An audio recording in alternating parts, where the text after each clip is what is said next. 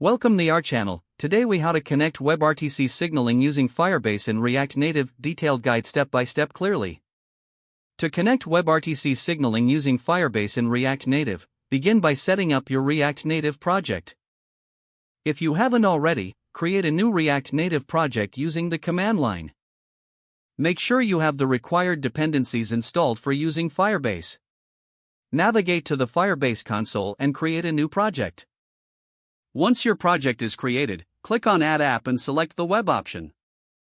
Register your app and download the Firebase configuration file. Add the Firebase SDK to your React Native project using npm or yarn. Import Firebase into your project to initialize it with the configuration file. Set up Firebase database rules to allow read and write access for your testing. Create a signaling function to handle messages between peers. Use the Firebase database to store the signaling data. Implement functions to send and receive signaling messages. For sending messages, create a function to push data to your Firebase database. In your signaling function, listen for added messages in the Firebase database. When a new message is detected, trigger the appropriate WebRTC connection function. To establish a WebRTC connection, make sure to perform ICE candidate gathering. Handle ICE candidates by sending them to the other peer via Firebase. Implement a function to add an event listener for ICE candidates in the signaling flow.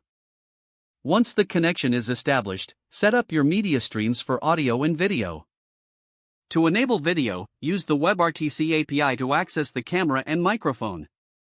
Test your connection by building the app on an emulator or physical device. Debug any issues by checking the Firebase database for signaling messages.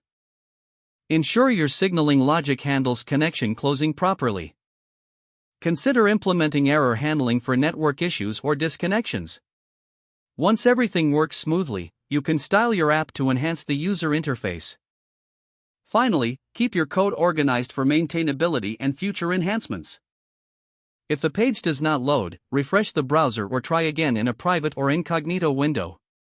Make sure you are using the correct email address, then retype it carefully to avoid small typos. Don't forget to like this video and subscribe to our channel for more step-by-step tech guides.